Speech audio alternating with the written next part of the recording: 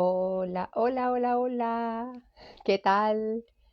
Bienvenidos, bienvenidas. Aquí estamos de nuevo, otro miércoles, para compartir, para que podáis preguntar, para que podáis intervenir y para responder a esas preguntas que también todavía tenemos ahí y a ver con qué nos sorprende hoy Pepe.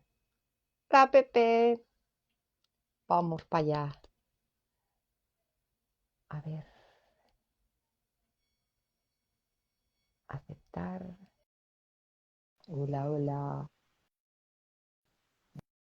A ver si aparece por ahí. Ahora. ¡Hola! Con esto bien. A ver, ¿Qué espérate. tal? Ha cambiado de ubicación, Sí, pero bueno, eh, yo creo que está ahora, te ve bien. ahora está. A ver, ahora está un poco más centrado. Sí, Sí. ahora, sí, ahora genial. Ha cambiado un poco de ubicación porque hacía un ruido Sí, eh, que te comenté. ¿Qué tal estás? muy bien, Bien. muy bien, muy bien. No, Aquí, ahora mira, yo tengo aquí. un pitufo. Home. Su Yo rosquilla. tengo. Bueno, a ver si empieza, a ver si empieza a entrar gente. Bueno, hoy voy a hacer, voy a adelantar algo, pero no voy a hacer spoiler porque yo tampoco lo sé. Y sé, lo único que sé es que nos vas a contar un cuento. Y entonces, Uno o dos, o varios, depende. exacto, Ven que o se los quede que surjan. la gente. No, ¿me escuchas? ¿Me escuchas bien? Sí, ¿Se me escucha bien? yo te Sí, escucho bien. ¿Tú me vale, escuchas a mí vale. bien? Sí, sí, sí, sí, Es que en alto y live claro. anteriores, luego cuando estuve escuchándolo en YouTube, escuchaba la voz entrecortada, pero ya no sé Sí, si es por la forma, o sea, en la descarga o era... Y creo que era también por algún motivo relacionado con el portátil y el... pero bueno, estoy haciendo un experimento, espero que salga bien. bueno, luego cuando lo descargue se verá. Puede ser que el otro día había alguna interferencia por ahí. Y Sí. hola, hola, por aquí está Ah, Daniel. ¿Qué más ¿qué tal? está por aquí? Santandreu Gaspar también. Y bueno, a ver si empieza Bienvenidos. eso. Bienvenidos, bienvenidos. Y seguramente empezará. Lo que pasa que, claro, Bienvenidas. aquí ahora ya empieza el buen tiempo, empieza, Sí. bueno, hay más luz y la gente pues también está, llega más tarde a casa, Mira, aprovechando la primavera. bueno, no pasa nada. Luego lo subimos al canal de YouTube y allí pueden Claro, seguir igualmente. sí. Bueno, entonces vas a empezar con la lectura, ¿no? Sí, De un texto, voy a me hacer dijiste. una lectura de un texto sobre la espiritualidad. Ujú, Se titula La espiritualidad y es un capítulo, el capítulo 60 concretamente del libro Isha, La ilusión del yo. Al mismo tiempo, ya que me pringué, he estado buscando todas las veces que aparece la palabra espiritualidad en el libro, ¿no? Y son 20 veces. ujú, Son 20 retazos, ¿no? Frases sobre espiritualidad, que si no da tiempo, pues podemos hacerlo en otro live, ¿no? Pero bueno, ujú. si te parece, podemos empezar leyendo el texto. Sí, sí, Versa sencillamente sobre la espiritualidad, la conceptualización de espiritualidad, ¿no? Lo que, bueno, lo que hemos aprendido, lo que nos han enseñado y lo que, bueno, lo que realmente puede ser o no puede ser espiritualidad, ¿no? sí. Porque la espiritualidad acampa en cualquier lugar, ¿no?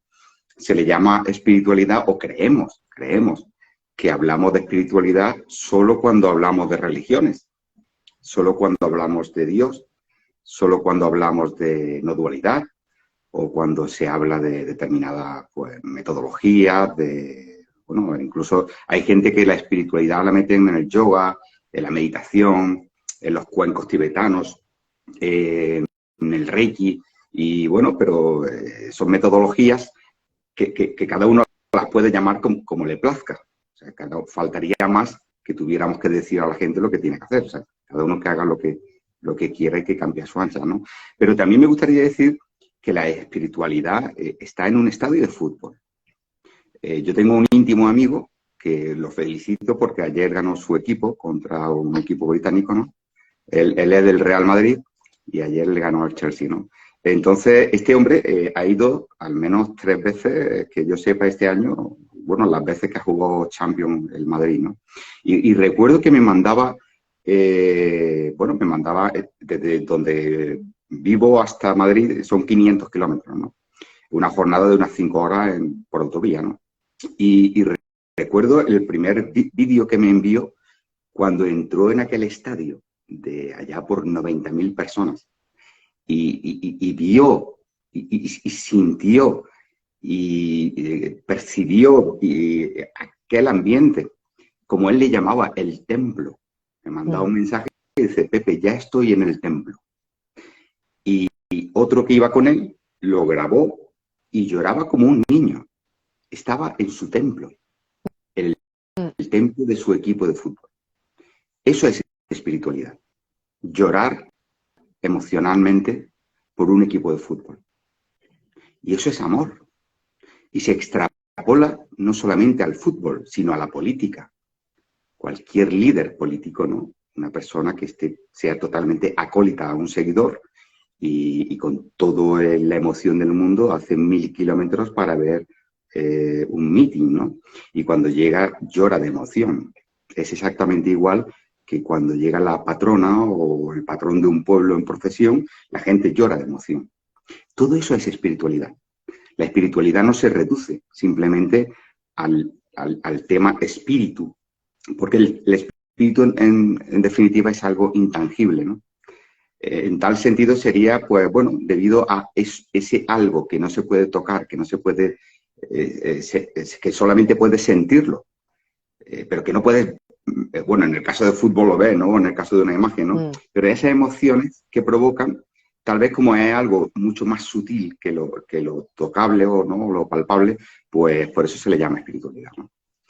Y así, sin más demora, y Ya sé, te sin empieza más. la cigüeña. Empieza allí a Sí, sí, ya darle. sabes. Vamos a hablar del tema de la espiritualidad. Y Venga. empieza como siempre, en el libro de Isha hay una especie de preámbulo, ¿no? Entre comillas, ¿no? Que es una frase que luego aparece en el texto, ¿no? Y la frase quizás es un resumen, un compendio, ¿no? Es una, eh, un extracto condensado, ¿no? De lo que sería en sí el texto, ¿no? Y dice: aferrarse a la espiritualidad, aferrarse, asirse a la espiritualidad en cualquiera de sus campos y connotaciones, es evitar sumergirse en las profundidades del océano de lo imperecedero.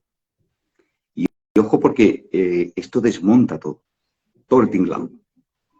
¿Por qué? Porque cuando tú te aferras a cualquier tipo de espiritualidad, sea futbolística, sea semana santera, sea de trompetas tibetanas, de aquel que se va al Tíbet y empieza a darle vuelta a los rulos a aquellos, ¿no? Y dentro de su espiritualidad, sea de cualquier persona que profese cualquier tipo de variedad de cristianismo, de ortodoxos, de budismo, de mahometanismo, da igual.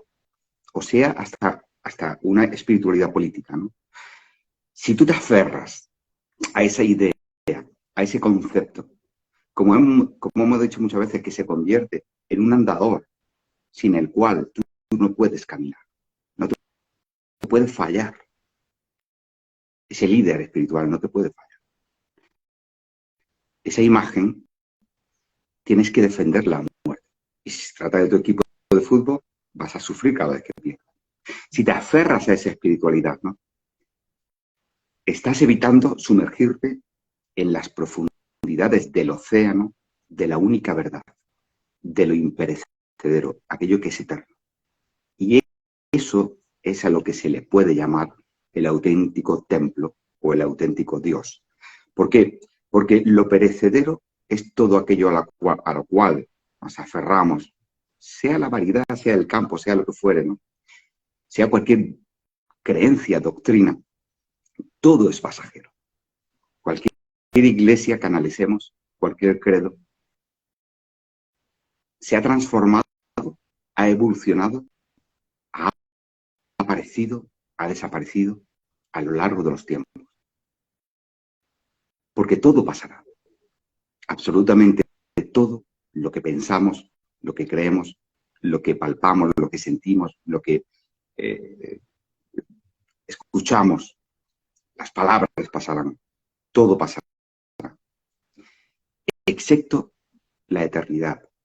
Esa es la eternidad a la que se refería Jesús cuando decía, pasará el cielo, pasará la tierra, pasará el mundo, pero mis palabras no pasarán, porque él no tenía unas palabras de algo concreto que fuera sometido al imperio del espacio-tiempo, ¿no?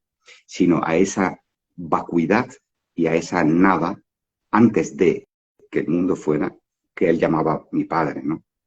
Por tanto, esto es lo importante, darnos cuenta que cuando estamos aferrados, asidos a una idea, a un concepto, y que nos hace sentir una emoción tremenda y nos hace brotar lágrimas, caer lágrimas en las mejillas, eso es lo que nos está impidiendo reconocer que la única verdad es precisamente lo no transitorio, lo no perecedero, sino lo imperecedero, lo absoluto, aquello que es más allá, aquello que ni siquiera nos puede emocionar, aquello que no tiene templo, aquello que no tiene ideología, aquello que no tiene credo, aquello que no tiene fe, aquello que permite que el mundo sea como es. Y por tanto no anula al otro. Cualquier creencia anula a su rival, sea cristiano, católico, musulmán, ortodoxo, maometano, brahmanista, budista, taoísta y el taxista de mi pueblo. Todo anula al otro, todo anula. Y si es en cualquier otro campo, igual, ¿no? Pero sin embargo, cuando disolvemos esa dualidad de creencias, es cuando realmente podemos comprender que todo por lo cual hemos luchado y defendido, lo único que ha provocado es un rival. Alguien que te ponga en tela de juicio y alguien que de alguna forma piense distinto a ti. Y el hecho de que cada ser humano, 8.000 millones, pensemos de forma distinta, incluso hasta dentro de una creencia o de una fe o de una iglesia, nos da a entender de que nada es verdad. Todo es una falacia, una ilusión, es un credo, son conceptos, son ideas que nunca van a trascender y que más temprano que tarde desaparecerán, se irán. O como decía al final de la película de Blade Runner, ¿no? Todos estos recuerdos desaparecerán como lágrimas bajo la lluvia, ¿no? Like tears in the rain. Esa famosa frase de la película Blade Runner. Y entonces empieza el texto, que no he empezado todavía, pero bueno. Si ya lo digo yo, si ya lo digo yo. Bueno, empieza empieza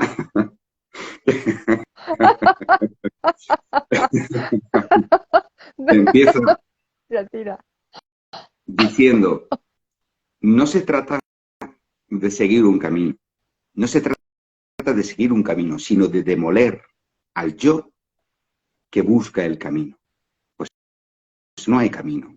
No se trata de tener una creencia, sino de desvanecer a ese yo que se aferra a una creencia. Pues sin sujeto no hay objeto, no hay creencia, no hay fe. No se trata de buscar felicidad, sino de abandonar la identificación de un yo que quiere ser feliz. Es una búsqueda de un sujeto concreto, de una idea mental que quiere felicidad. Por tanto, no se trata de buscarlo, sino de abandonar la identificación con ese sujeto que quiere buscarla. Porque cuando el sujeto se desvanece, no hay necesidad de felicidad. No se trata de anhelar libertad, sino de romper el apego con ese con esa creencia, con ese yo, con ese aparente yo, esclavizado a la necesidad de ser libre. Por tanto, no es un anhelo, sino romper con la creencia de que existe una necesidad de libertad. No se trata de necesitar amor, sino de aniquilar ese yo, ese aparente sujeto, que es un paquete de pensamientos, necesitado de amor. Cuando comprendes que aquello que piensa solo es paquetes de información, comprendes que no se trata de una necesidad, sino de un aparente sujeto que necesita, pero realmente ese sujeto no existe. Por tanto, no es una necesidad. Lo que tú sientes es una necesidad. Pero cuando desaparece el necesitado, el expectante, ya no hay necesidad. Ni siquiera amor. Queda el sosiego. No se trata de encontrar compañía, sino de esfumar ese aparente yo que se encuentra en soledad. Ya lo hemos dicho muchas veces. Una cosa es estar solo o sentirse solo, y otra cosa es vivir tu soledad en tu propia compañía. No se trata de perseguir la paz, sino de eliminar al yo, aparente, figurativamente, ¿no? Eliminar a ese yo causante de todo conflicto. No es necesaria la paz, porque siempre y cuando haya alguien con conflictos mentales, no hallará la paz. Entonces no es un objetivo llamado paz. Realmente la palabra paz como amor es algo abstracto, no es una realidad tangible. Por tanto, se trata de comprender que la causa de esa búsqueda está en un sujeto con conflicto. Y ese sujeto es aparente, no es real, sigue siendo una ilusión.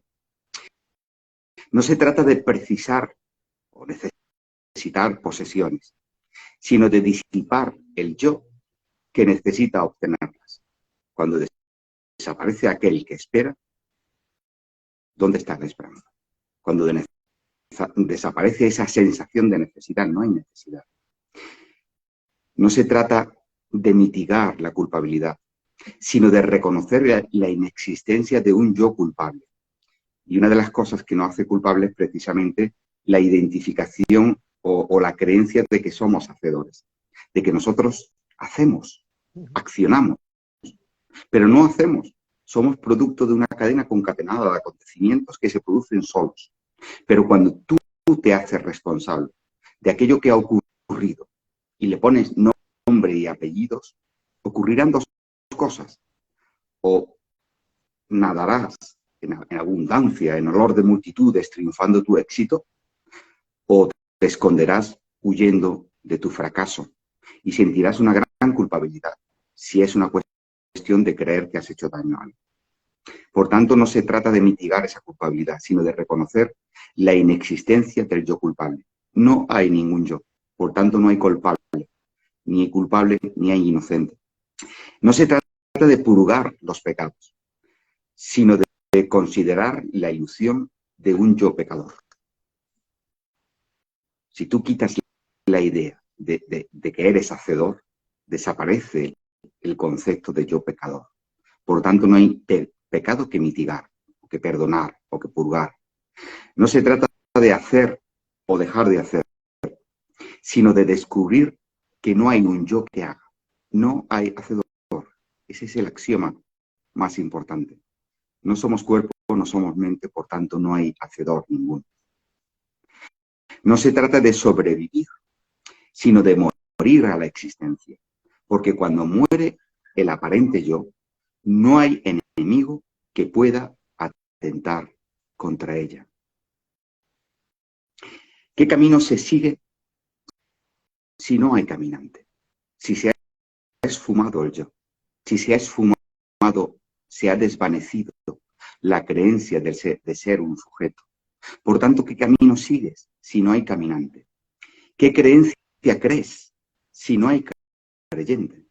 Cuando comprendes comprendes que aquello que cree es un paquete de información, pensamientos que emergen espontáneamente en el cerebro y que a lo largo de este relativo tiempo lo que son es lo que han aprendido, lo que han mamado en su casa, en las faldas de su madre, en las noches las cuales la abuela le contaba historias, en el colegio, con los amigos. ¿Qué creencia hay si tú eres el resultado de una información de otros que repetimos como papagayos lo que hemos aprendido? Y para colmo luchamos y algunos hasta dan la vida por esa creencia. ¿Qué felicidad buscas si no hay infelicidad? ¿Qué libertad anhelas cuando no hay esclavo? Cuando una persona se ha desasido de la posesión, cuando se convierte en un auténtico desposeído y ante todo un desposeído emocional, el desposeído emocional, el desposeído sentimental, el desposeído que quiere una propiedad más allá de la física, más allá de lo material, más allá de lo tangible. Ese desposeído es el auténtico libre. Pensamos que la libertad es hacer lo que quieras, cosa que no es posible porque no somos hacedores, y poseer lo que desees.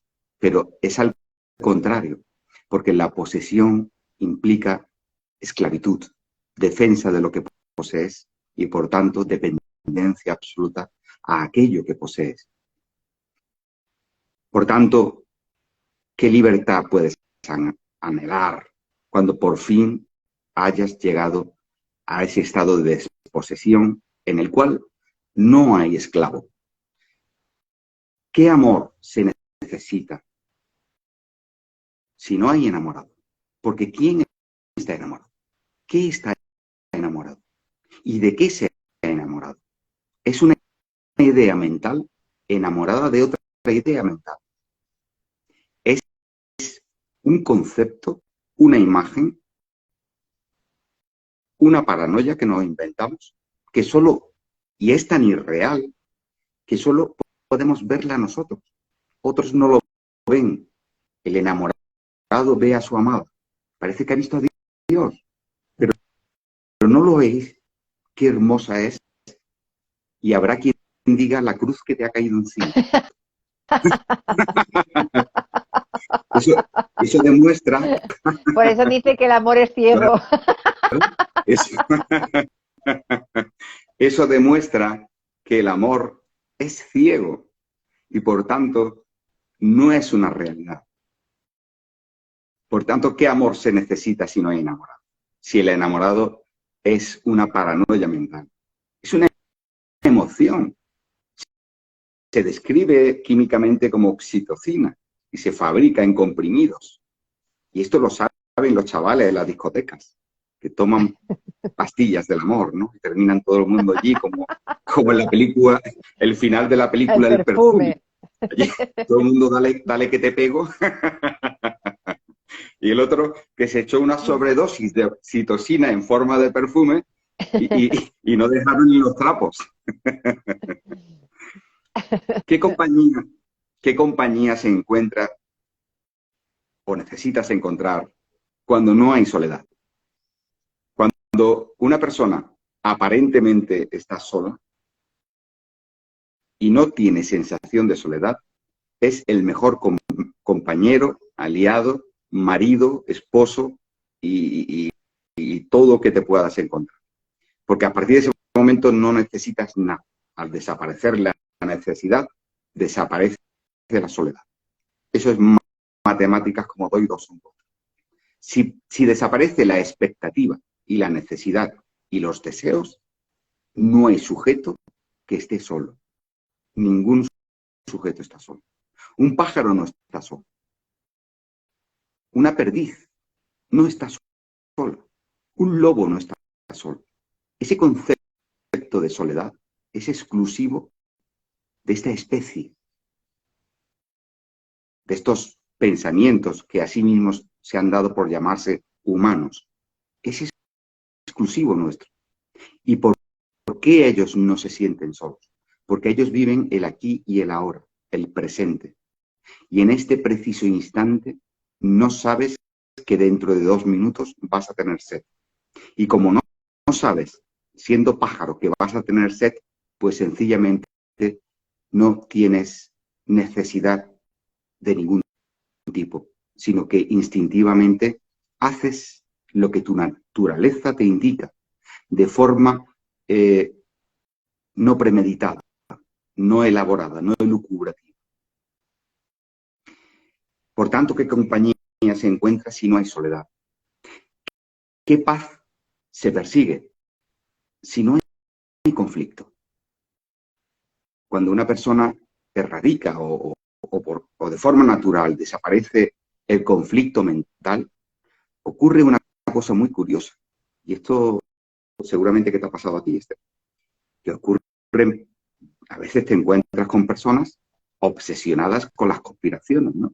Los chemtrails de los aviones, la lluvia yódica de no sé qué, el grupo G54, el hombre G, lo que sea, que están por ahí conspirando, ¿no? Los hombres de negro, los alienígenas detrás de Ganímedes, de Raticulín, y te encuentras, te encuentras con unas paranoias tremendas de personas que creen que hay un conflicto. Y el conflicto lo tienen ellos mismos en su cabeza. No hay ningún conflicto. Cuando tú contigo mismo has solucionado tus conflictos, no vas a ver conflicto en ningún lugar. Todo te parecerá natural. Porque es que le buscamos las 3 patas al gato, los 3 pies al gato, todas las patas, no sé, no 3 o 4 o 5, ¿no? Patas donde no hay. Y es así. Y mucha gente, cuando ha estado metido en ese mundillo de las conspiraciones, no sé qué, nos están manipulando, están haciendo, y veremos a ver. Pero esto es, otros dicen, se está produciendo un cambio ya, la humanidad va a cambiar, y eso. Yo con la edad que tengo he visto ya 4 o 5 finales del mundo. Yo cuando tenía, yo que soy ya muy viejo, y yo tenía un libro que ponía, que se titulaba Fin del Mundo 1984. Luego me compré otro libro que era Fin del Mundo 1999.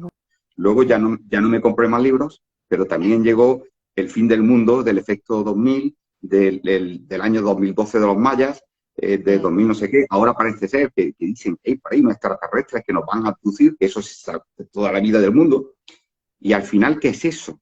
Eso es no tener nada que hacer. Eso es que ocupar la mente de tal forma o en tal sentido que no quieres ver tus propios conflictos, tu propia realidad. Y te evades, es una forma de evasión, para justificarte a ti mismo tu intranquilidad y para hacerte creer que tus problemas vienen de fuera y no hay absolutamente nada que venga de fuera. Todo está aquí en tu cabeza. Por tanto, como decía, eso. ¿Qué paz se persigue si no hay conflicto? No hay ningún conflicto, no hay conspiración, no hay nada. Eso está en tu cabeza. Y si la hubiere, es la misma conspiración que tú ves en la comunidad de vecinos. Cuando ves al jefe de la comunidad de vecinos, al presidente, charlando con el secretario, aparte en un rincón, que igual estaban hablando de mañana vamos a ir al bar de la esquina a ver el fútbol, y tú que estás aquí crees que están conspirando con una pregunta que tú hiciste en la asamblea de vecinos y tú crees que están ahora conspirando contra ti. Así funcionan las conspiraciones. Así, por desconocimiento y a su vez, por ende, por miedo. Porque te crees que todo el mundo habla de ti. Porque te crees que tu pregunta o tu problema era el más importante de todos. Y lo que no sabes es que todos pasan de ti como del carajo. Como si ven, lo has suavizado, ¿eh? como si ven una lata, como si ven una lata, como si pasa un mono y ve una lata de Coca-Cola en lo alto de un semáforo. Igual, pasan de ti. Pero es el problema que queremos creer que no pasan de nosotros, ¿no? Que somos el centro del universo. Todo el mundo habla de nosotros. Y por eso es tan importante vivir de la conspiración. ¿Qué posesiones se precisan cuando no hay poseedor? Y sobre todo siempre hago inciso en esa posesión emocional, porque la posesión material es inevitable, porque te tienes que tapar con una manta para no tener frío y tener un techo para que no llueva. Y si no comes, te mueres. Y por tanto, son cosas inevitables que hace cualquier animal. Una cosa es lo que necesitamos y el ser humano adaptado al mundo moderno, pues necesita más cosas. Porque ya sin móvil, ya no eres ni persona ni nada. Pero un animal, No ¿no? habría live. Por eso, no habría live. Por eso, ¿qué posesiones se precisan cuando eres un desposeído? Y esa desposesión, la misma de la que hablaba el Nazareno, la posesión de lo emocional, donde esté tu familia, ahí está tu conflicto. Donde esté tu amor, tu proyección de amor, ahí está tu conflicto. Donde esté tu dependencia hacia personas, animales, cosas, etcétera, ahí está tu conflicto. Esa es la peor. Pero cuando te desposees de toda emoción, de todo sentimiento, nadie, no hay absolutamente nadie que te pueda hincar el diente. Nadie. Porque no tienes nada que defender. Porque vas por la vida desnudo. Has soltado la mochila de las miserias, de la dependencia. ¿Qué culpabilidad se mitiga o necesitas mitigar si ya no hay culpable? Como estamos viendo, no hay hacedor, no hay culpable, no hay nada que mitigar. ¿Y qué pecados se purgan si no hay pecador? No hay pecado que purgar. ¿Quién puede hacer o dejar de hacer si no hay hacedor? ¿Quién o qué puede amenazar al desposeído? ¿Quién puede enfrentarse sencillamente a la nada? ¿Quién se puede enfrentar a la nada? Si no hay nadie. Y este es el quid de la cuestión. Cuando llegas a la comprensión de que la verdad es nada, tal como suena nada, no hay absolutamente nadie que deba temer nada. Porque todo lo que creemos ser, percibir, tocar, palpar, vivir, solo son pensamientos. Y eso nadie lo puede negar. Porque fuera del pensamiento no hay nada. No hay nadie. Ni siquiera es un ser real. Porque cuando el pensamiento, y eso lo puede poner a prueba cualquiera, cuando el pensamiento desaparece por cualquier circunstancia natural, de forma pasajera, como es dormir, o de forma inducida, como es desconectarte mentalmente para un tratamiento médico, operación, para hacerte lo que sea, en ese momento eso lo hemos experimentado todos y todos los días, ¿no? En ese momento que desaparece el pensamiento, incluso cuando te quedas abstraído, ¿no? Desaparece el pensamiento y no hay sujeto. Y al no haber sujeto, no hay nada. No hay amor, no hay conflictos, no hay necesidades, no hay guerras, no hay paz, no hay nada. Y eso es el atisbo de la única verdad, que es la vacuidad y la inexistencia. No hay reflexión ni hay dogma. Todos son conceptos e ideas procedentes de la mente. El pensamiento se aferra a cualquier cosa para que el mundo no desaparezca. Es así. Necesitas aferrarte a algo, porque si no, tu mundo desaparece. Y es lo que no puede permitir el yo, disolverse, desaparecer. En la religión, por ejemplo, haya la justificación de su existencia. Por consiguiente, la esperanza de su permanencia. Y este es el fundamento básico de la espiritualidad. En la religión, credo, fe, cualquier tipo de actividad, de práctica, de dogma, es donde haya el yo, haya la justificación de su existencia. Esto es lo que justifica que yo esté aquí. Mi creencia, mi fe, mi Dios. Porque si yo no tuviera esta fe, esta creencia, no tendría justificación. No hay una motivación. La religión, la creencia, te da esa justificación. Y por consiguiente, esa es la única esperanza para permanecer. Porque el yo lo que teme es desaparecer. Lo que le da vértigo es ese vacío, esa nada que es la auténtica realidad. Por tanto, deposita toda su fe y toda su esperanza en un Dios. Cosa consecuente, inherente e inmanente exclusivamente al pensamiento humano y no a ningún otro ser vivo. Ahí es donde la espiritualidad halla su caldo de cultivo, en las creencias. Definir un camino hacia la espiritualidad es pretender explicar una irrealidad, pues no hay camino ni persona para recorrer. Cuando comprendemos que no somos el cuerpo y no somos la mente, sino que todo esto es espontáneo, todo pensamiento surge espontáneo. Y en la identificación del propio pensamiento consigo mismo es donde aparece y emerge el sujeto con todo el aprendizaje y el bagaje que ha experimentado, ¿vale? Es cuando aparece esa creencia de un camino. Por tanto, definir un camino hacia la espiritualidad es pretender explicar algo que es irreal, pues no hay camino ni persona para recorrer. Todo lo que crees que existe procede de conocimientos aprendidos de otras personas. No hay nada que no haya surgido de tus pensamientos sin haber sido aprendido, ni que haya sido revelado desde otra dimensión, ya que todo lo que adviertes dentro, fuera, arriba y abajo procede de la información recibida y procesada cognitivamente.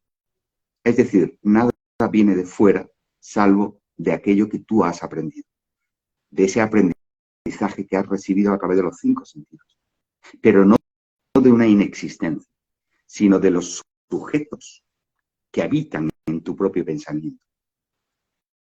Esos sujetos que empiezan siendo tu madre, tu padre, tus amigos, tu colegio, tu educación, ahí está toda la información que has recibido. Y fuera de ello no existe nada. No es que llega alguien de ultratumba a susurrarte algo al oído, para decirte algo nuevo. No hay nada nuevo que decir. El otro día lo hablábamos, cuando hablábamos de las diosas, de las vírgenes, de las Marías, cómo todo esto viene de Egipto, de Isis. Cuando hay personas que creen, ¿no?, que es algo genuino o autóctono de su pueblo. Creer es limitarse a una ideología y obviar las demás. Creer es siempre una limitación. Imagínate un círculo de 360 grados. Si tú crees en una doctrina, al menos elige la que más adeptos tenga, ¿no? Porque si va a elegir una pesetera que tiene un 2% de adeptos en el planeta, entonces va a tener la más pobre, ¿no? Elige una que tenga más gente, ¿no? Entonces, creer, ¿por qué? Porque sencillamente creer en algo es limitarse a un ideología y obviar las demás. A pesar de todo, el resto de doctrinas más tu ideario no dejan de ser aparentes impresiones informativas que te ocultan esa auténtica verdad, ¿no?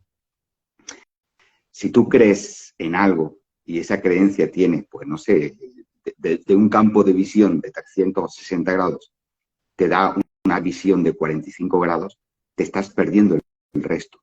Cuando se desvanece toda creencia, tienes una visión amplia, absoluta. La conciencia es sencillamente la manifestación de la verdad. La conciencia no es absoluta, es sencillamente la manifestación. La conciencia se manifiesta desde un palito que coge un mono para sacarse algo de la nariz, para colocar en su nariz, hasta la mente humana. La mente humana y el pensamiento es una manifestación de la propia conciencia, pero no tiene más importancia que un pintalabios. Es igual, son manifestaciones. Ese es el problema, o el problema del ego, ¿no? Que cree que él es lo más importante del mundo. ¿Por qué? Porque ha llegado a tener conciencia de existir. Bueno, pues probablemente sea su gran problema, porque un árbol no tiene ningún tipo de problema y ningún tipo de dolor, ningún tipo de sufrimiento, y la mayoría de los animales, de los seres vivos, no tienen ningún tipo de sufrimiento. Solamente aquel que es consciente de existir, ¿no? Por tanto, esa conciencia no es absoluta, porque el propio pensamiento que se cree que es lo más grande del universo es pasajero, y vaya que pasajero, porque es de las cosas que menos dura, menos que una pila de Duracell. No es ni absoluta ni eterna, ¿no? Aunque tengas conciencia de este cuerpo, no debes reducirte a esta simple entidad, sino que realmente eres todas las formas, porque la conciencia no es solamente tu forma y tu mente como pensamiento, es todas las formas que hay. La rama de un árbol, la piedra que hay por ahí tirada en un camino, una rata, una lombriz, una estrella, el universo en su totalidad, ¿no? Así que realmente eres el universo entero revelado, pero no tú como Esther o yo como Pepe o Ana como Ana, sino en su conjunto, esa manifestación que no tiene mente, digamos, universal, y por tanto no tiene una conciencia de existir universal, en cada una de sus partes es la manifestación entera de esa conciencia. Es decir, no solo un individuo, no solo un sujeto aislado, sino toda la expresión existente en todos los potenciales universos, porque tampoco sabemos si existen más universos. No obstante, la divinidad también está sometida a la ilusión. La divinidad me refiero a toda la creación, bueno, que no está creada porque emergió sola, a todo el universo o los universos potenciales, están sometidos a su desaparición y son ilusión porque solamente están ahí porque hay un perceptor que los ve, hay una mente que lo está observando. La conciencia en sí no son los objetos visualizados, salvo por el soñador consciente de su propia ensoñación, o dicho de otra forma. La divinidad también está sometida a la ilusión, pues la conciencia en sí son los objetos visualizados por este soñador que es consciente de su propia ensoñación. La causa de toda ansiedad, angustia y sufrimiento se produce cuando la conciencia se considera individuo. Desde que cae esa convicción, o en esa convicción, no ceja de luchar para impedir dejar de ser una persona cegada en su afán de hacer un mundo a su medida. Esa es la gran lucha, ¿no? Cuando llega esa convicción de ser un sujeto independiente, consciente de sí, nunca dejarás ese afán de amoldar todo lo que percibes a la medida de tus necesidades. Unas necesidades que no son tal, porque cualquier ser vivo tiene satisfechas sus necesidades sin hacer nada y sin complicarse la vida por nada. Ser uno implica la necesidad de otro y viceversa. El sujeto, para poder considerarse identidad, necesita apoyarse en estas referencias, desconociendo que tanto él como los objetos están sometidos a la impermanencia, movimiento e inestabilidad. Por consiguiente, todo es transitorio. Es algo así como intentar agarrar una boya en la mar gruesa. Es más fácil terminar ahogado. Aferrarse a la espiritualidad es evitar, como dije al principio, sumergirse en las profundidades del océano de lo imperecedero. Y este fue el capítulo de la espiritualidad del libro Isha, La ilusión del yo, capítulo 60, que creo que es. Y hice capítulo 60, sí, hice algo que ya lo voy a dejar, porque ya sería mucho la charla, que era, ya se va, la sin hueso se va ella por ahí, que eran 20 retazos o 20 frases o sentencias sobre la espiritualidad, pero si te parece, lo dejamos para otra ocasión. Vale, vale, Pasamos a las sí. preguntas. Sí, pasamos Sí, porque tenemos unas cuantas claro, y claro. además nos tienes que contar un cuento. Sí, Entonces, Entonces, bueno, vamos a por la pregunta esta que va, esta primera pregunta Mm. que, que va a traer, va a levantar un poquito así de, seguramente, de, de ampollas, de comentarios a lo mejor, al final de interpretaciones todo el tiempo, ¿no? Como decimos siempre. Entonces, venga, voy para allá, ¿eh? Es larguita, ¿eh? Así que A ver, dice, y ahí luego tú sigues, dice, si el beso del Dalai Lama a un niño o la invitación a chuparle la lengua lo hubiera hecho un obispo de Barcelona o Madrid a un niño español, ¿crees que se habría producido una reacción condenatoria por parte de la élite política y determinados sectores sociales para machacar el catolicismo? Tasca. ya. ¡Hala! Ahí lo llevas. Bueno, pues esto me recuerda a un pasaje bíblico que, que dijo Jesús aquello, porque Jesús venía a decir que nunca estábamos contentos con nada, ¿no? Aquí no estamos nunca contentos con nada. Y decía, ¿a quién voy a comparar esta generación? Decía, es como aquellos muchachos que están en una plaza jugando y se dice uno a otro, toqué la flauta para que bailaras y no quisiste bailar. Conté cuentos tristes y no quisiste llorar. Te conté historias de ilusiones y no quisiste soñar. Dice, vino mi hermano, perdón, mi primo Juan, vino mi primo y como no comía, no bebía, no se lavaba, le llamaste el endemoniado. Y sin embargo, estoy yo, que como, que bebo, y me llamáis el glotón y el borracho. ¿A qué podré comparar esto? Y lo que quería decir es que no estamos contentos con nada. No estamos contentos con nada. Y esto me viene a colación también una historia que es una historia sobre una casa de meretrices, de prostitutas.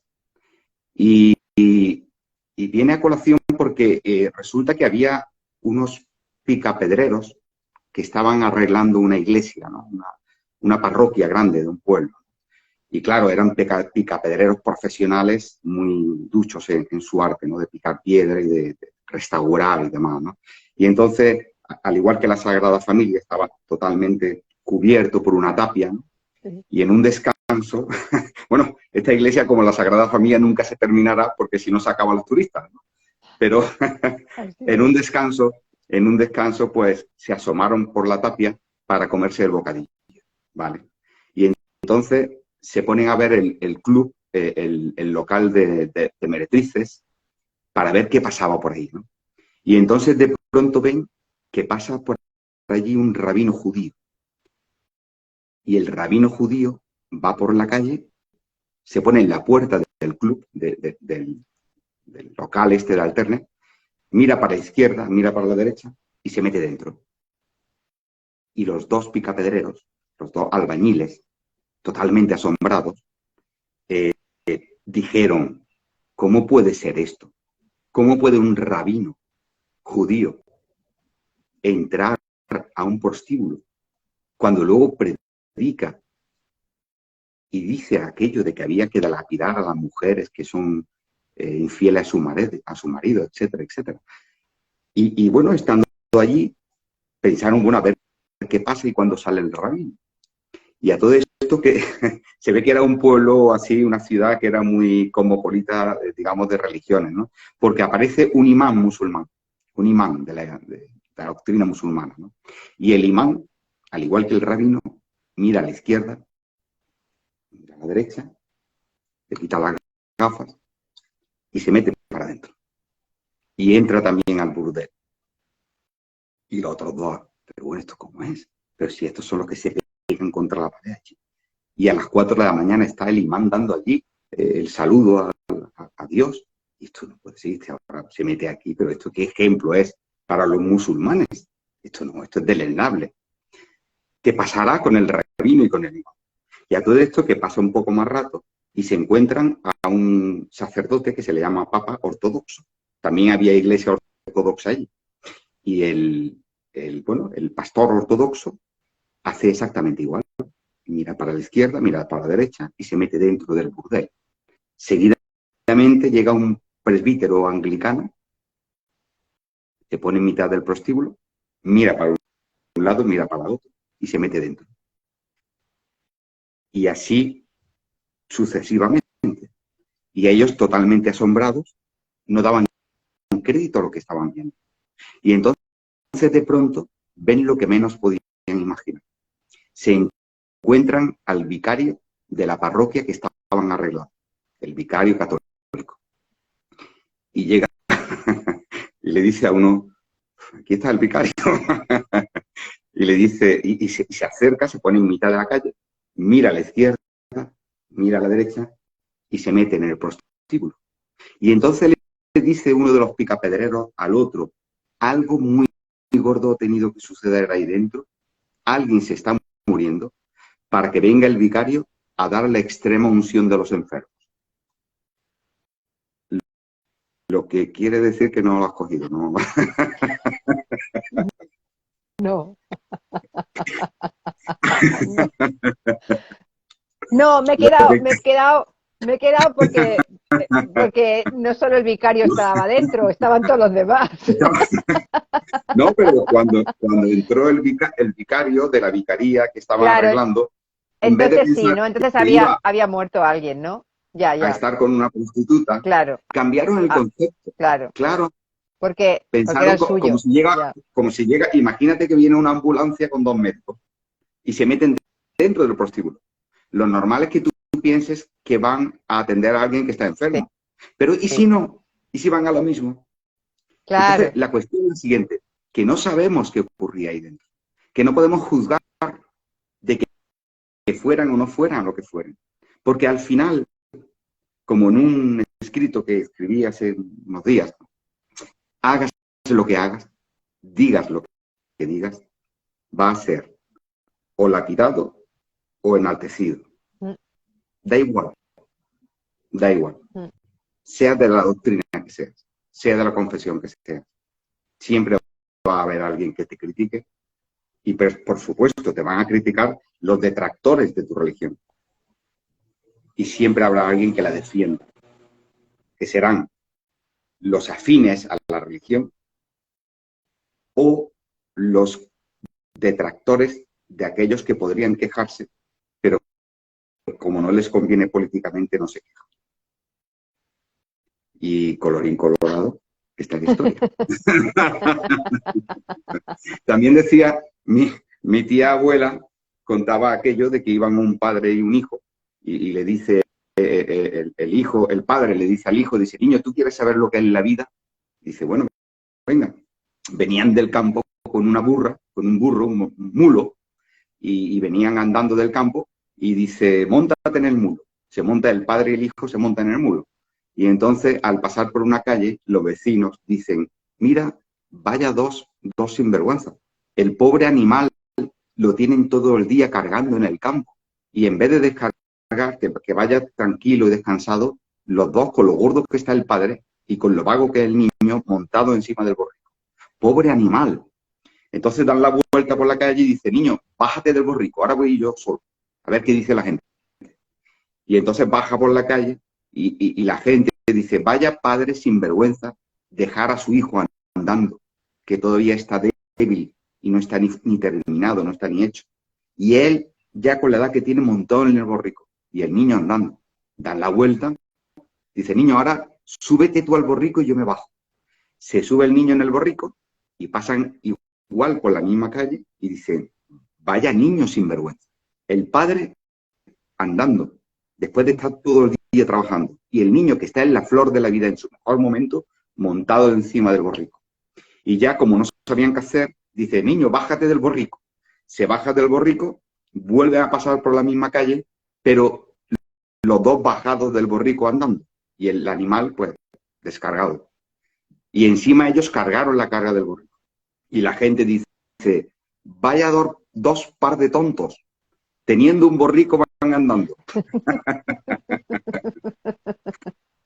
Pues así siempre. Pues, sí, siempre. Así Por con eso, bueno, todo. Al final eh, todo son interpretaciones esto de cada uno. vendría a colación de esto, ¿no?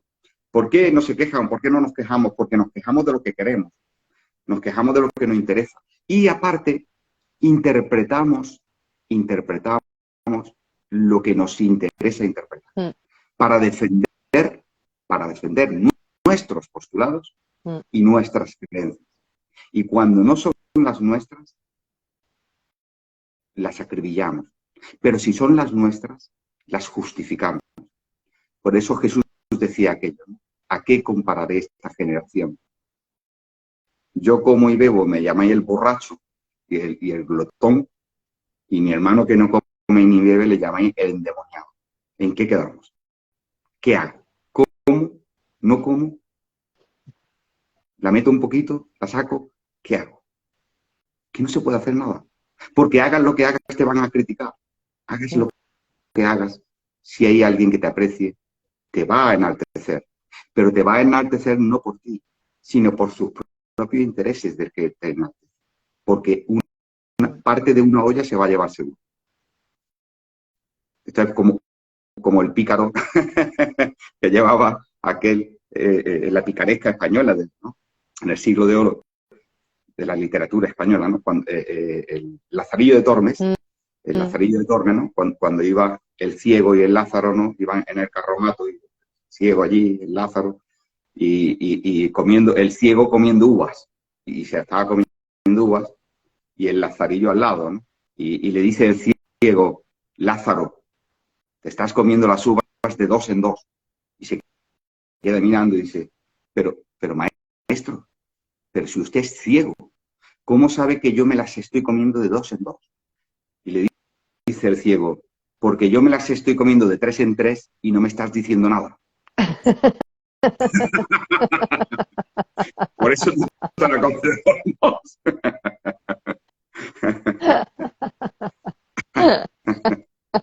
No sabemos Bueno, lo que queremos. no, Como decía Ketama, aquella canción de no estamos locos, sabemos que sa- lo que queremos, pues yo que sa- diría, estamos locos y no sabemos lo que queremos. Ni lo exactamente. sabremos nunca, porque Mm, el ser humano, el pensamiento es insaciable y nunca está contento con nada, nunca, mm, siempre el culillo de mal asiento. mm. Ya tenemos el refrán ese que dice, ¿no? Que nunca llueve a gusto de todos, ¿no? Pues lo mismo. Nunca lleva a gusto de todo. Mm. Pues seguimos con las preguntitas. De momento por aquí no hay ninguna. Si yo lo recuerdo que, bueno, he puesto el mensaje fijado abajo, pero si alguien quiere hacer una pregunta, pues en el símbolo de interrogación podéis preguntar, ¿vale? Y nada, pues seguimos por aquí, ¿no? Con las preguntas que nos han hecho así en estas semanas. Y mira, eh, bueno, Roberto de México nos dice, ¿quién hizo los pensamientos? El pensamiento emerge solo, espontáneamente. No hay no hay un creador, no hay un hacedor, porque siempre es muy sencilla una deducción muy básica dentro de esta autoindagación, que no deja de ser una introspección, ¿no? Vete hacia atrás, ¿no? ¿Quién hizo esto? Y lo otro, ¿quién lo hizo? ¿Y quién hizo al que hizo? Imagínate que los pensamientos los fabricó alguien, pero ¿quién es ese alguien? Y a ese alguien, ¿quién lo fabricó? Y cuando llegues a Dios, si es alguien que hizo y que fabricó, ¿de dónde sacó el material? ¿Dónde estaba? ¿Y quién hizo a Dios? Y cuando sigas esa cadena, te encontrarás con algo que no está ubicado ni en el espacio ni el tiempo, con algo que no es tangible, que no es material, que no crea, no puede crear, porque es la nada, donde todos desaparecemos. Entonces, ¿cómo emerge el pensamiento? Bueno, pues podríamos hablar de una evolución de 14.800 millones de años, ¿no? Que ha transformado los protones, electrones, fermiones, bosón, etcétera, etcétera, lo ha transformado en distintas formas, ¿no? Porque si tú coges algo, un objeto, ¿no? Esto mismo, ¿no? Cosa, ¿no? Un cojín, ¿no? ¿Esto qué es? ¿No? La gente dirá, esto es un cojín. Y todo, ven, cojín. Pero eso no es un cojín. Eso no es un cojín porque si tú te adentras, si tú amplías con un microscopio electrónico, esto es un conjunto de átomos. Un conjunto de átomos. Un conjunto de protones, de electrones. Y dentro no hay nada. Están dispersos en distinta densidad, dependiendo de las moléculas, dependiendo si están más expandidas, el cuerpo es más gaseoso y si están más juntas, el cuerpo es más sólido. Pero realmente el cojín como tal no existe. El cojín es una interpretación. El portátil, el móvil, la farola, es una interpretación.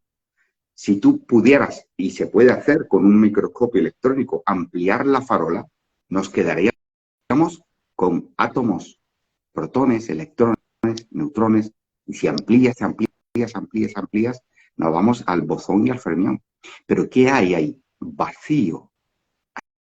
Hay vacío. El concepto de farola depende de una perspectiva de un sujeto mental. Y si no hay pensamiento, si no hay sujeto mental, la farola jamás existirá.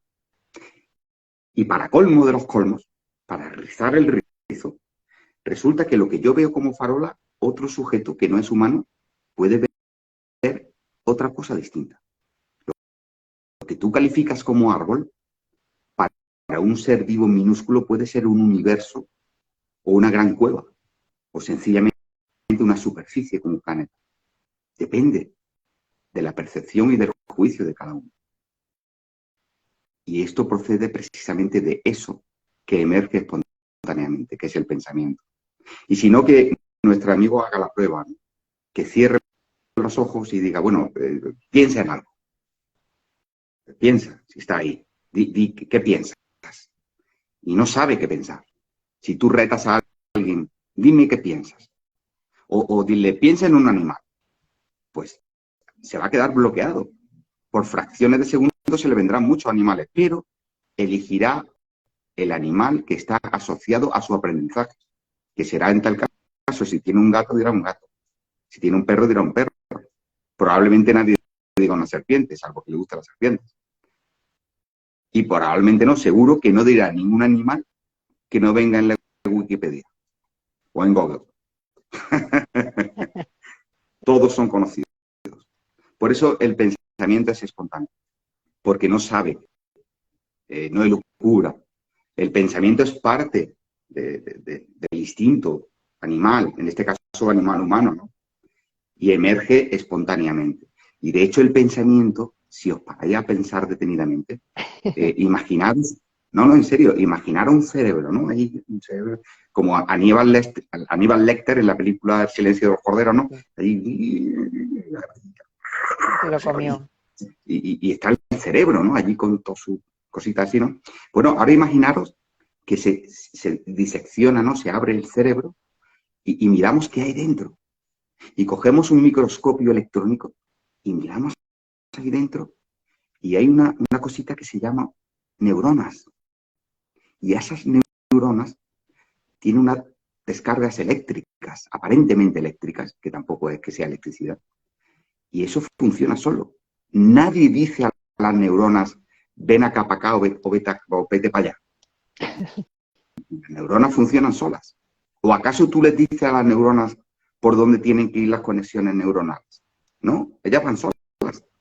Pues en ese sistema de conexiones neuronales que van solas, ahí surge el pensamiento.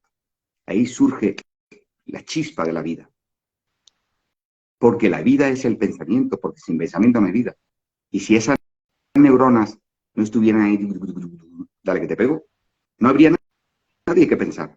Y por tanto no habrían, al no haber pensamiento, no hay existencia. Entonces, si tú te imaginas diseccionando ese cerebro y esos mecanismos tan ínfimos, tan pequeños, funcionando solos, porque nadie le puede decir hazlo de esta forma. Ahí surge el pensamiento. Y el resto es la memoria almacenada en una parte del cerebro, memoria y recuerdos. Y tú eres ese pensamiento emergente, espontáneo, que se almacena en la memoria y que en el caso del ser humano ha llegado a la conclusión de ser un sujeto real e independiente. Cuando lo único que es información, producto de reacciones químicas, neuronales, y almacenado en un pequeño cajón en el cerebro. Por muy duro que esto suene, eso es lo que somos. Y eso, que es lo único que habla, lo único que cree en Dios, lo único que se inventa la espiritualidad de la cual hemos hablado, es la falacia más grande inventada. O no inventada porque es espontánea. Eso es la ilusión. Eso es Maya en la India, ¿no? Eso es lo que nosotros le llamamos la ensoñación. Porque son sueños, no es real. Es igual que los sueños durante la noche, en el sueño onírico. Esos sueños oníricos y ese estado de vigilia que creemos real es exactamente igual. Reacciones químicas neuronales en el cerebro. Y eso no tiene creador. Por eso da igual lo que creemos, porque no sirve para nada.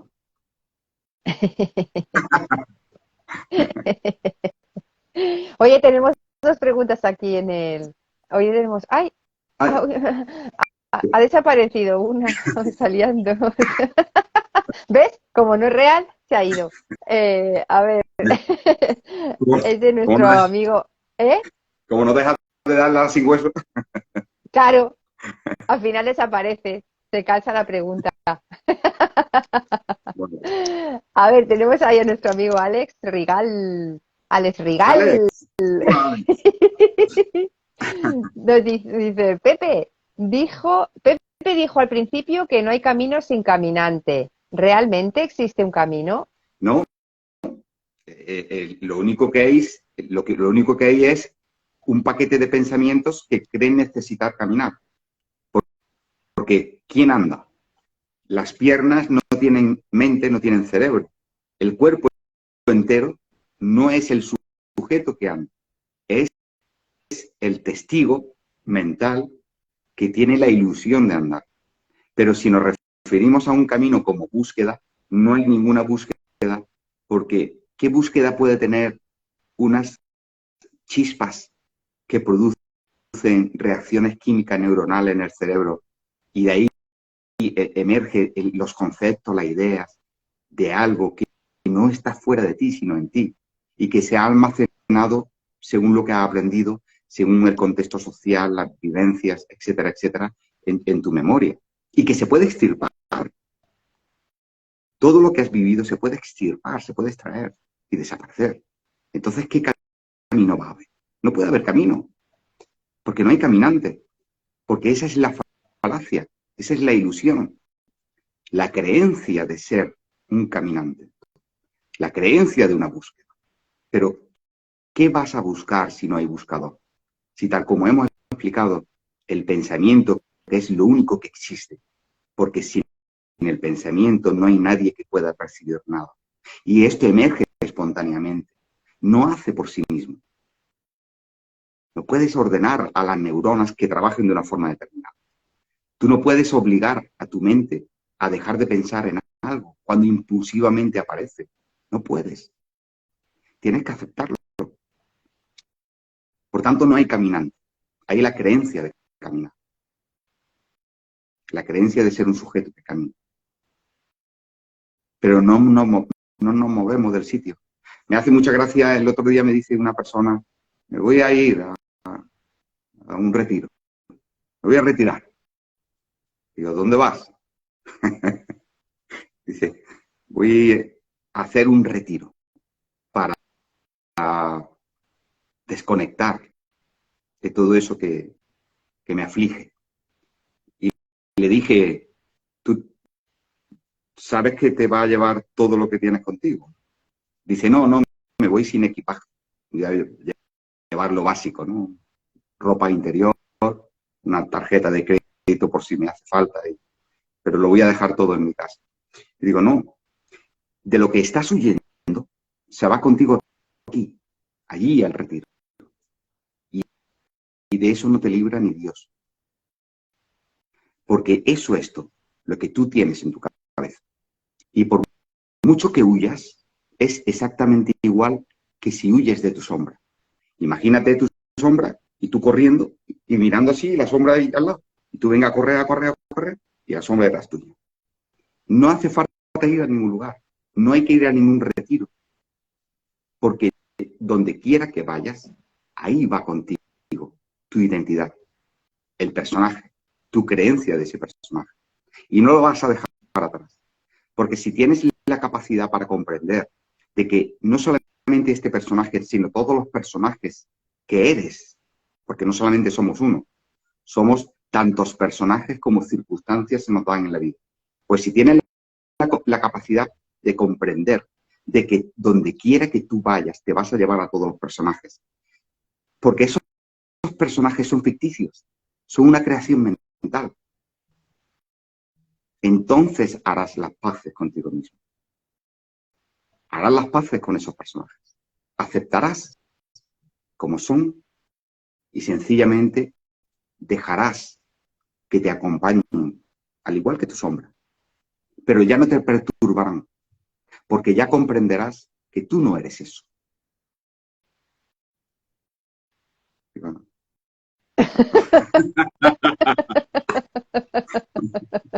¿Qué? ¿Puedo? ¿Puedo? Sí, sí. No, Qué yo, bueno. no, a mí cuando he preguntado eso y con esto que tú también decías, pero yo, por ejemplo, el tema de que hay un camino, todo esto, a ver, yo lo entiendo de una forma más metafórica, Sí. porque sabemos que no hay un camino. Por eso yo también, por ejemplo, muchas veces digo el camino hacia ningún lugar, porque no hay camino. Pero sí que es verdad que para que nos podamos entender un poquito, pues a veces yo lo entiendo como algo metafórico, ¿no? Y es verdad que, por ejemplo, para mí el camino sería en este darme cuenta, pues el posicionarme en el observador, ¿no? En el testigo de lo que acontece. Para mí sería eso. Para otras personas que todavía están en esa búsqueda y que no han llegado quizás a esa comprensión, pues verdaderamente a veces hay retiros en los que a veces la gente hace clic o no. Eso ya depende de cada uno Sí. al final. Pero ese no camino, por de alguna manera, yo creo que es un poco metafórico. Ya, Vamos, sí, así es sí, como yo lo sí, sí, entiendo sí. también, ¿no? Sí, sí, Un no, poco que no. te doy la razón. Es como camino a ninguna parte, ¿no? Es un camino a ninguna parte Sí, porque, en exacto. definitiva, cuando se da la circunstancia que es espontánea, que no se puede forzar, ¿no? Pues, oye, yo, ¿cuándo me voy a dar cuenta de esto? Yo lo veo, lo sé, yo te entiendo, pero no, es que no, se me olvida.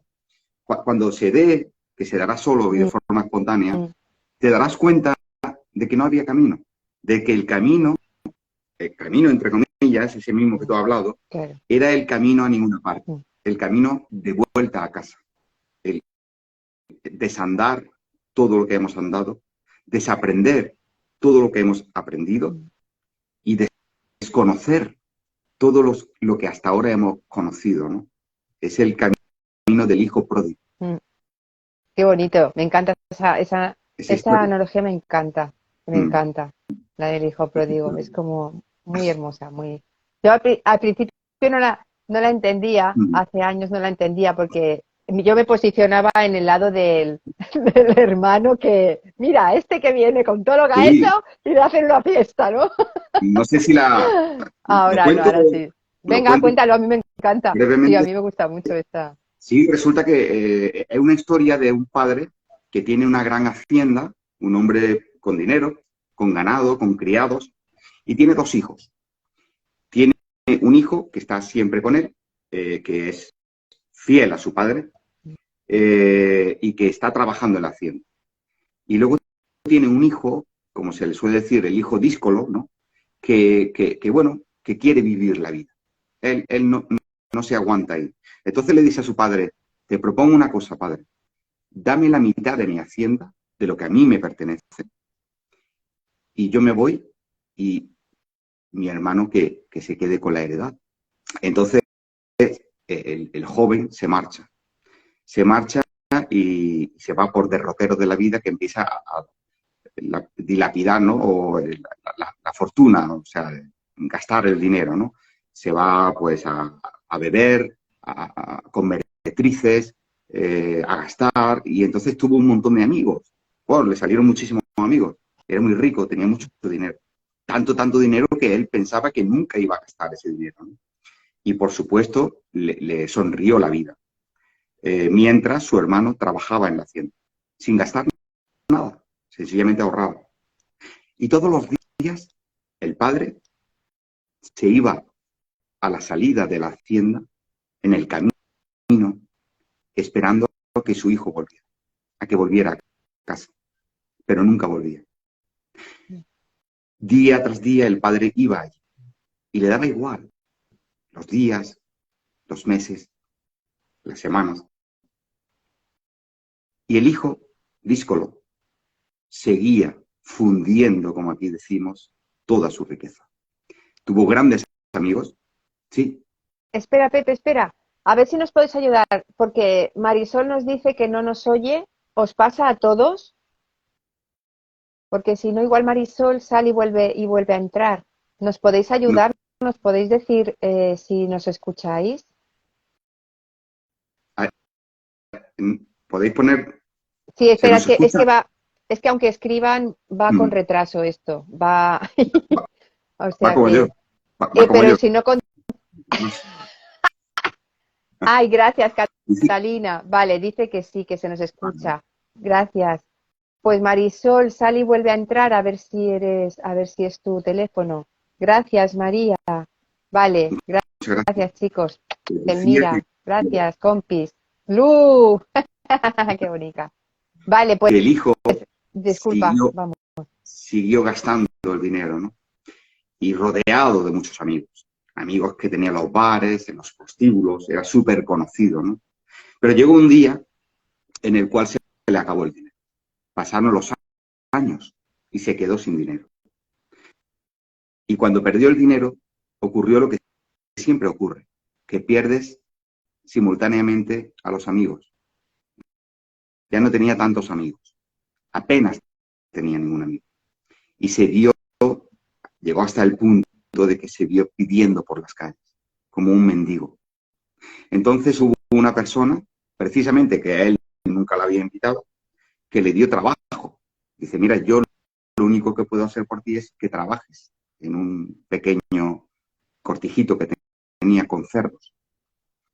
Y entonces él trabajó con los cerdos en el fango, limpiando la pocilga, y llegó hasta el punto de que se comía las arrobas, que comían los cerdos. O sea, la arroba, no sé si la época de la posguerra la gente llegaba a comer la arroba, aparte de que hay una cosa que no está ni buena, pero da unos retortijones que te da, bueno, te queda La- hecho polvo, ¿no?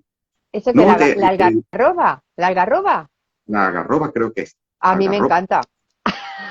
pero ¿cómo se llama?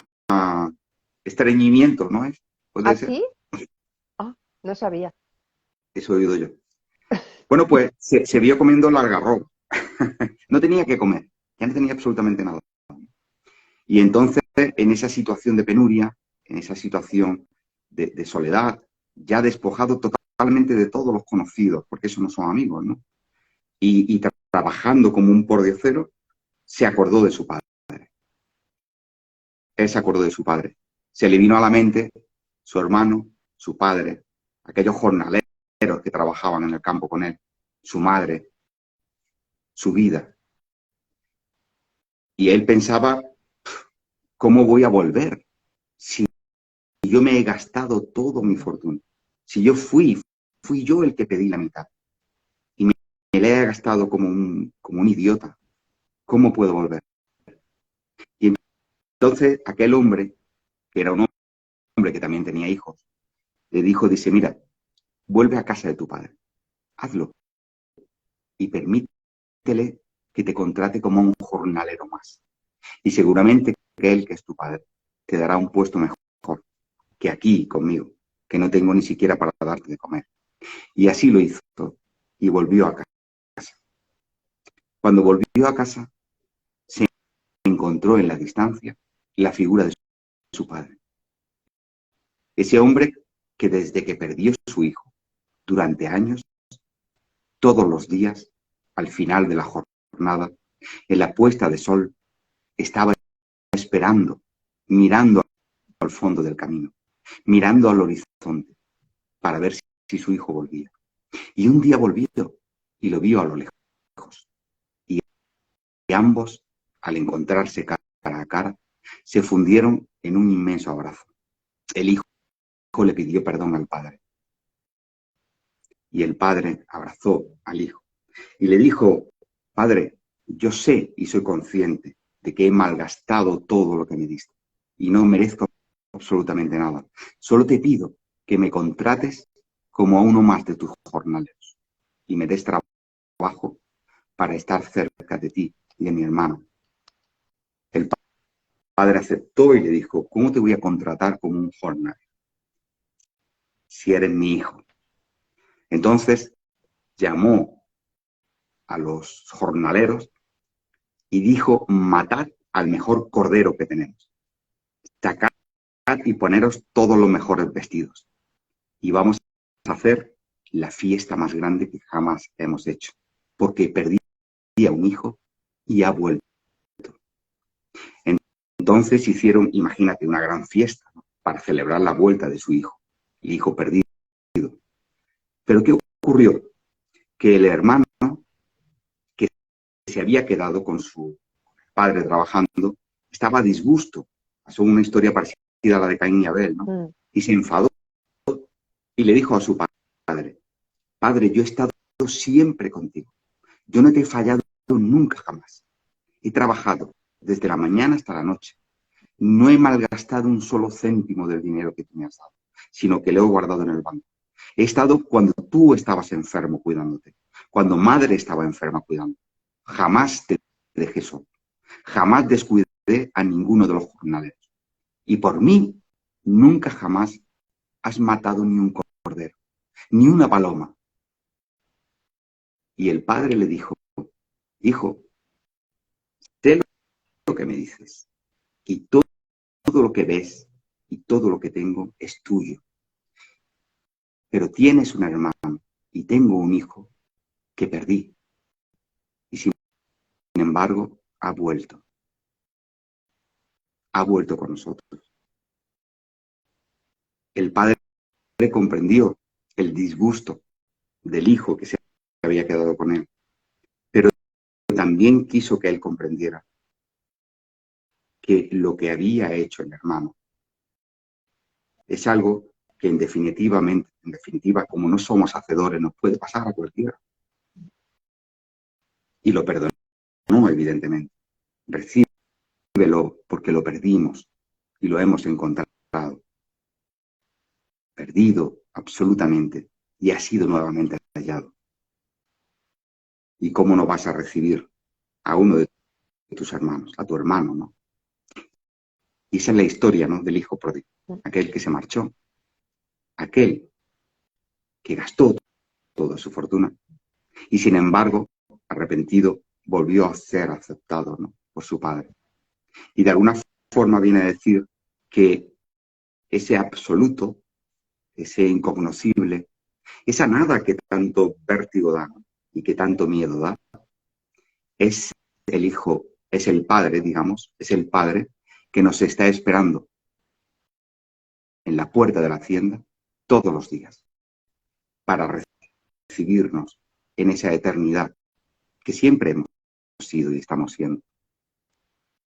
Y por mucho que hagamos, por mucho que creamos que nos hemos equivocado, en definitiva, y aunque para algunos parezca injusto, es que yo estuve aquí al pie de cañón y nunca fallé y siempre he sido bueno y siempre he sido un hombre justo y siempre he hecho el bien a los demás. Pero este no, este es un malnacido, este es un pedrasta, este es un asesino, este es un malgastador, este hace esto o hace lo otro. Pues lo que quiere decir la historia es que ese absoluto y ese incognoscible estará ahí para ambos, porque no tiene justicia, porque no mide, porque no te va a condenar, no te va a tachar, y se alegrará, por supuesto, siempre, de forma no consciente, porque la nada no es consciente de sí, pero lo que sí ocurrirá es que no habrá una condena para uno y una salvación para otro, sino que ambos, haya ocurrido lo que hubiera ocurrido, serán aceptados de la misma forma y no tienen por qué cargar con la culpabilidad ni en orgullo, en orgullo. Caer en el orgullo, en el, caer ¿Cómo? en el No has orgullo, entendido. sí, caer en el orgullo de haber sido siempre pues fieles a esa creencia o esa fe, ¿no? No sé si más o menos como tú entendiste la historia del hijo pródigo. Sí, sí, sí, sí, sí.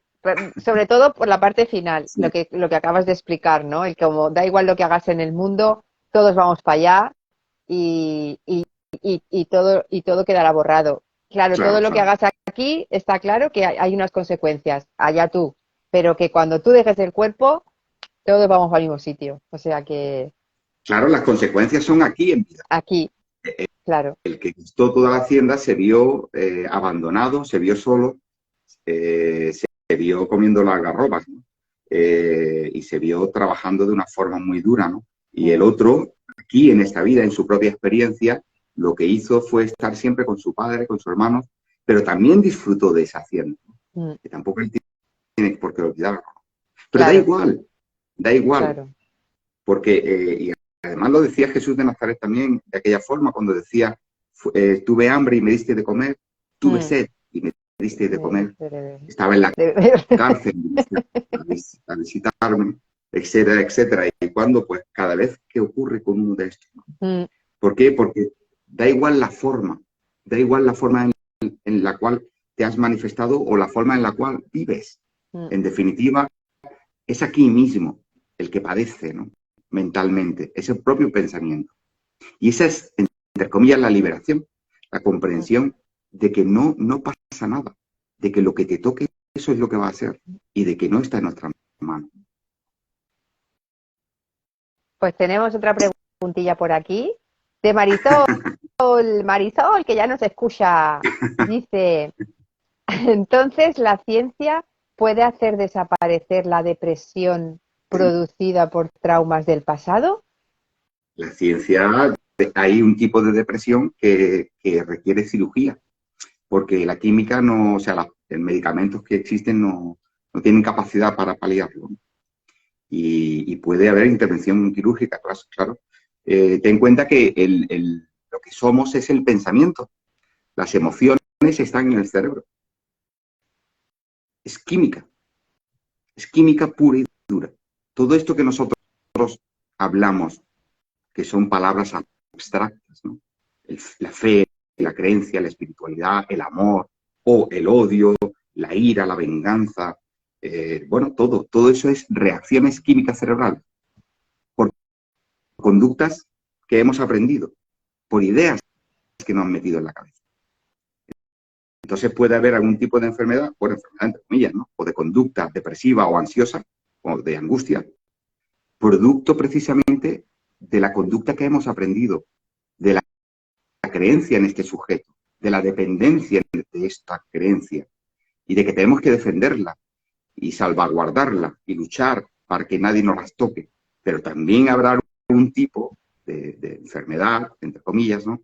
Que será totalmente química, como la esquizofrenia, por ejemplo. Nadie duda que un esquizofrénico sea verdad lo que ve. Claro que lo ve, porque es su verdad. Y lo ve y lo siente y lo oye. ¿Vale? Pero todo eso es producto de la propia química del cerebro. Y eso demuestra que no somos. Eso es lo que demuestra que somos una irrealidad, una ensoñación, ¿no? Y que la ensoñación no tiene potestad sobre sí misma, salvo la de vivir y vivirse como tal. ¿Ya? Pues mira, yo haría una pregunta más y ya, porque llevamos una hora y media, Pepe. Vale, vale. Sí, Entonces esto luego parece, ¿cómo se dice? La Sagrada Familia, que es interminable. Enorgullecerse. Enorgullecerse. Entonces, ¿eh? Era enorgullecerse. Claro, Una palabra que no, enorgullecerse. una palabra que Se no me te salía. lengua, se te lengua la traba, Pepe. Sí, sí, la-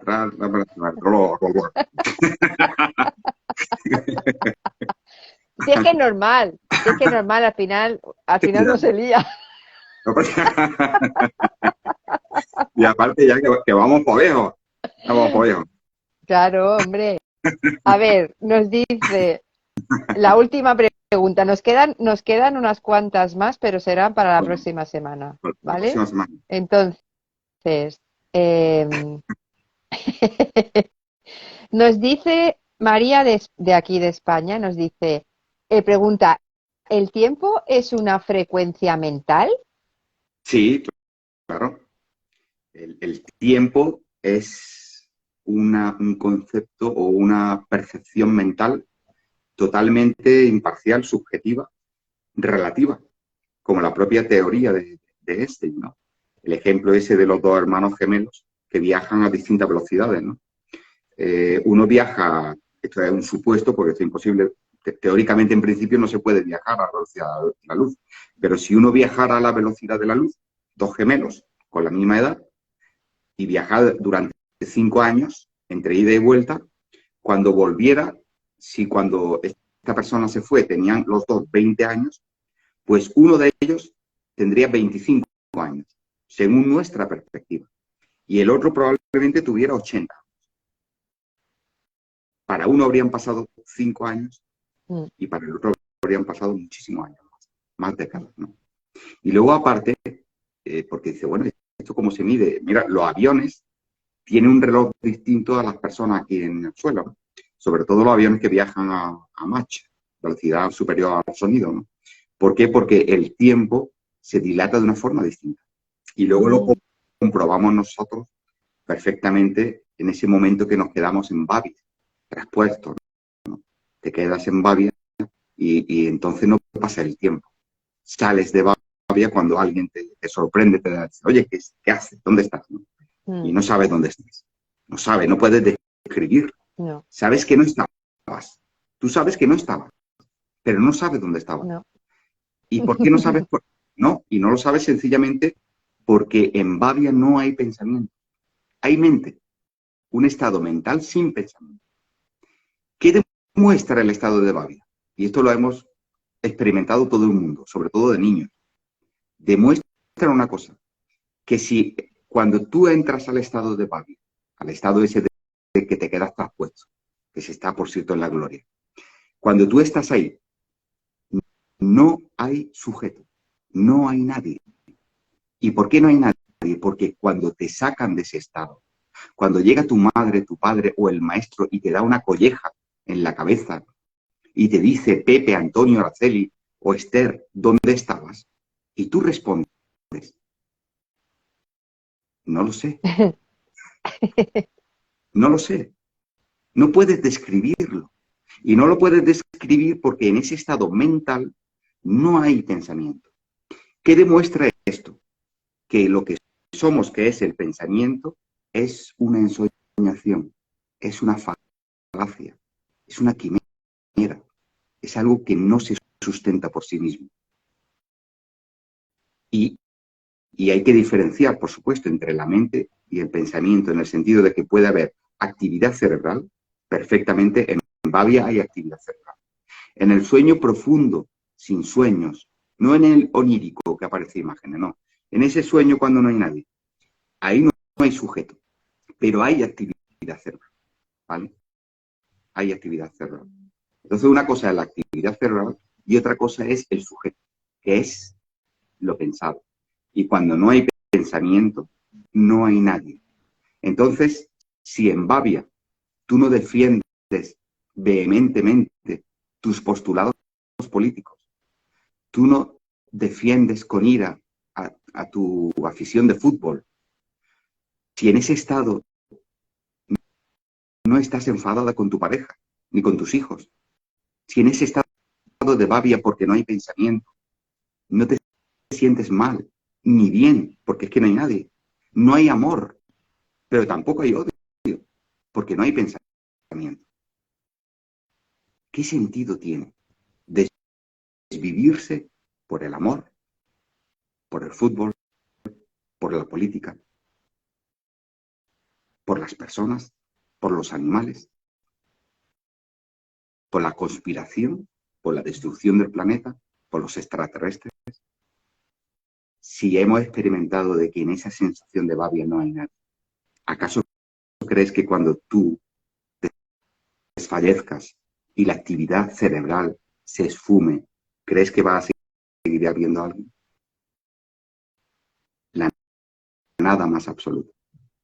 Por eso hay que descansar en calma, en paz, sin ningún tipo de prejuicio ni de culpabilidad, y mucho menos sin afanarte por nada que no sea el mismo instante de vivir, como haría un pájaro, como haría un ciervo, como haría un águila, ¿no? Había un hombre con un cacho de carne, un cocinero, y bueno, estaba en su papel de cocinero, ¿no? Y a todo esto que estaba contento de que iba a poner en la plancha un cacho de carne así, filete, una maravilla. Se le hacía la boca agua, ¿no? Cuando lo viera aquello en la parrilla. Y entonces de pronto llegó un águila, y pasa por allí y le pega un puñado, se lleva la carne. El cocinero se quedó 2 veces y se queda mirando y le dice el cocinero al águila, dice, tú te habrás llevado la carne, pero el libro de cocina lo tengo yo.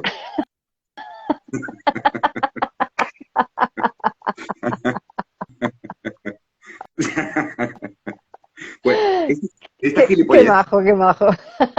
no, Para consolarse. este absurdo de tú te has llevado la carne a un águila, pero el libro de Imagínate. cocina lo tengo yo, esto define el ser humano. Esto es la Sí. definición más acertada del colmo de la estupidez que existe en este planeta, que se llama ser humano. La estupidez absoluta.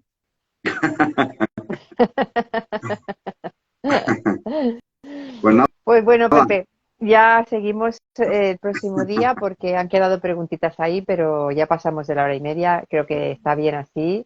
Que encantadísima, como siempre, de estos encuentros.